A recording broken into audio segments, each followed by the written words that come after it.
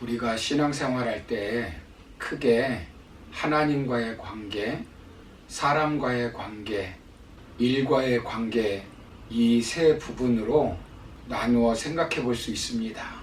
하나님과의 관계에 있어서 믿음 생활에서 승리하려면 예수님만 바라보고 살아야 합니다. 그리고 일과의 관계에서 승리하려면 소명에 따라 사는 사람이 되어야 합니다. 그렇다면 하나님께서 우리에게 주신 소명을 이루려면 어떻게 해야 될까요? 어제 먼저 살펴본 것은 우리는 하나님이 주신 소명을 바라보아야 한다라고 말씀드렸습니다. 오늘 두 번째로 살펴볼 것은 하나님이 주신 소명에 대해서 확신해야 합니다. 아브라함에게 소명을 주신 하나님께서는 두 가지를 약속해 주시고 있습니다.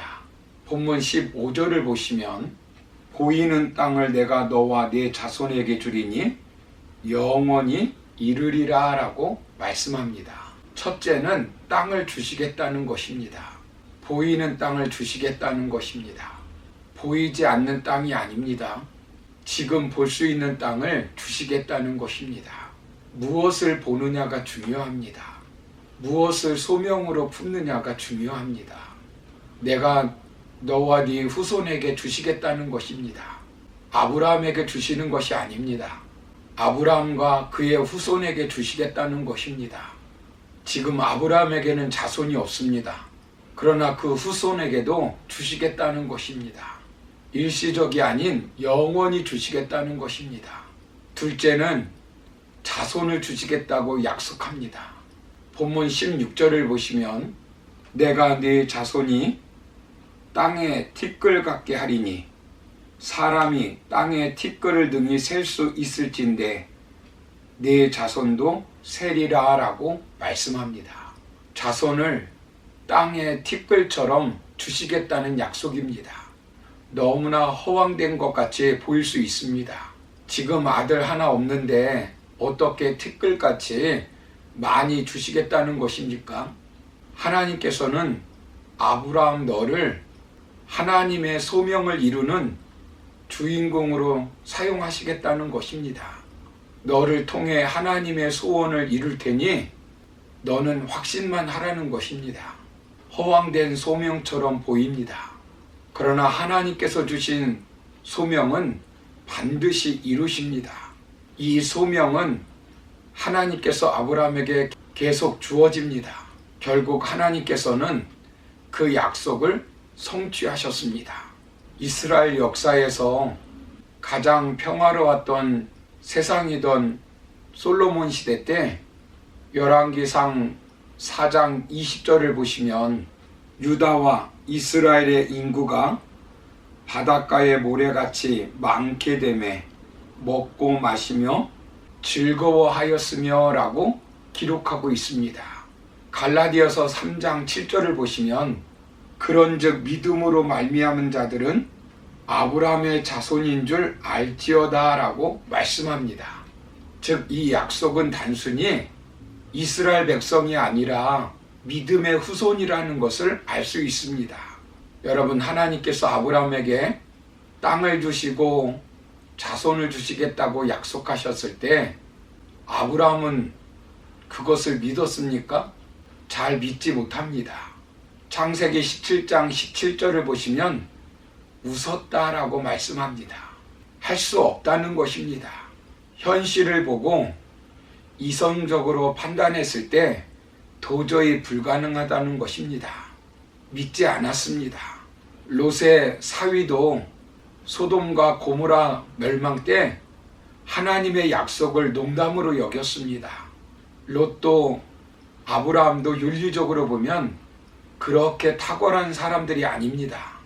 그러나 나중에 그들은 하나님의 말씀을 아멘으로 받아들였습니다. 여러분, 전지전능하신 하나님을 믿으시기 바랍니다. 즉 모든 것을 할 수 있는 분이 하나님이십니다. 하나님은 우리에게 주신 소명을 이루어 나가십니다. 지금 눈에 보이지 않는다고, 지금 어렵다고 절망하거나 의심하지 않기를 바랍니다. 이스라엘이 출애굽하는 것은 창세기 15장 16절을 보시면 아브라함의 자손 4대 만에 있으리라고 약속하셨습니다. 그것은 430년 만에 모세를 통해서 성취되었습니다. 바벨론 포로 생활도 이미 예레미야를 통해 70년 만에 회복될 것을 말씀하셨습니다. 그건 역시 정확하게 성취되었습니다. 바벨론을 망하게 하여 바사왕 고레스를 세웁니다. 고레스의 마음을 감동시켜 이스라엘을 해방시켰습니다. 역사를 바꾸어서라도 하나님께서는 약속을 성취하십니다. 하나님께서는 아브라함에게 75세의 아들을 낳을 것이라고 말씀하셨습니다. 그 약속은 25년이 지난 후에 성취되었습니다. 50많은 도마에게 예수님이 나타나셔서 요한복음 20장 29절에서 이렇게 말씀합니다. 예수께서 이르시되 너는 나를 본고로 믿느냐? 보지 못하고 믿는 자들은 복되도다 하시니라. 하나님이 주신 약속에 대해서 의심하지 않기를 바랍니다. 하나님이 주신 소명 붙들고 사시기를 바랍니다. 우리가 가져야 할 5대 확신이 있습니다. 기도 응답에 대한 확신, 구원에 대한 확신, 인도에 대한 확신, 용서에 대한 확신, 승리에 대한 확신을 가져야 합니다. 내게 주신 소망, 내가 부족하다 할지라도 우리 하나님이 이루신다는 것을 확신해야 합니다.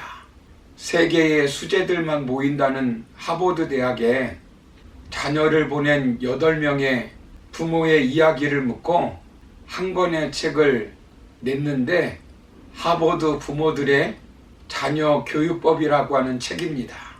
그중 2 아이를 하버드 대학에 입학시킨 성호영 목사님의 이야기가 기록되어 있습니다. 한국에서 수학 교사로 재직하고 있었는데 컴퓨터 공부를 더 심도 있게 하고 싶어서 교사를 그만두고 미국에 유학을 갔다고 합니다. 생계를 위해서 아내와 여러 가지 일을 하고 있었는데 지인의 소개로 세탁소를 열었다고 합니다. 그 당시 새 아이를 낳고 기르고 있었는데 어느 날 아내가 임신을 하였다고 합니다. 이것을 알게 된 큰딸은 엄마 아빠 우린 이제 어떻게 살아? 그러면서 엉엉 울면서 눈물을 흘렸다고 합니다. 동생들도 덩달아 울었고 저자도 순간적으로 아기는 누가 돌보지? 가게 일손은 누가 덜어주지? 이런 생각이 들었고 걱정을 했다고 합니다. 의사는 지금 산모의 나이가 너무 많아서 정상화라고 보장은 못합니다. 건강도 안 좋은데 뱃속 아이를 검사해보고 수술합시다라고 말했다고 합니다. 셋째 아이를 낳은 지 10년이 지났고 더군다나 한국에서 남성 불임 수술을 오래전에 하였다고 합니다. 그렇기 때문에 아내가 구역질이 나고 속이 거북하고 소화도 안 되고 그래서 혹시 아내가 암인가 그런 의심을 했다고 합니다. 그런데 임신을 한 것입니다. 그때 목사님은 그것이 하나님이 자신에게 준 증거임을 깨닫게 되었다고 합니다. 저자는 유학 생활이 너무 힘들어서 어처구니 없는 불평 기도를 했다고 합니다. 하나님 정말 살아계십니까? 만약 하나님이 살아계시다면 아내에게 아기를 갖게 해보세요. 그러면 내가 하나님의 존재를 믿겠습니다.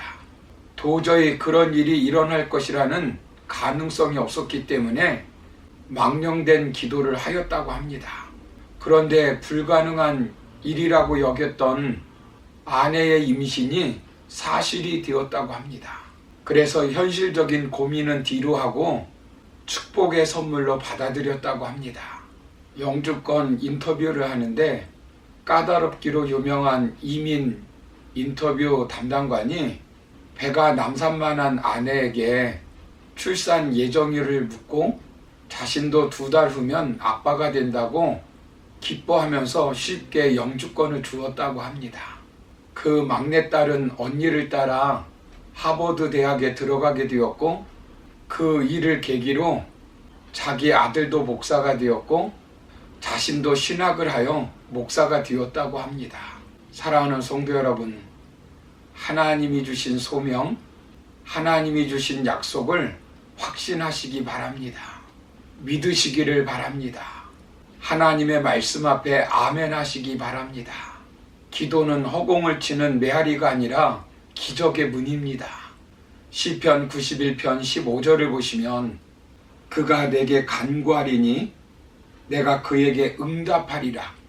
그들이 환난 당할 때에 내가 그와 함께하여 그를 건지고 영화롭게 하리라 라고 말씀합니다. 우리가 믿는 하나님은 전능하신 하나님이십니다. 내가 능력이 없고 부족하다 할지라도 하나님의 약속을 믿고 나가게 되면 반드시 하나님께서 성취하십니다. 이루십니다.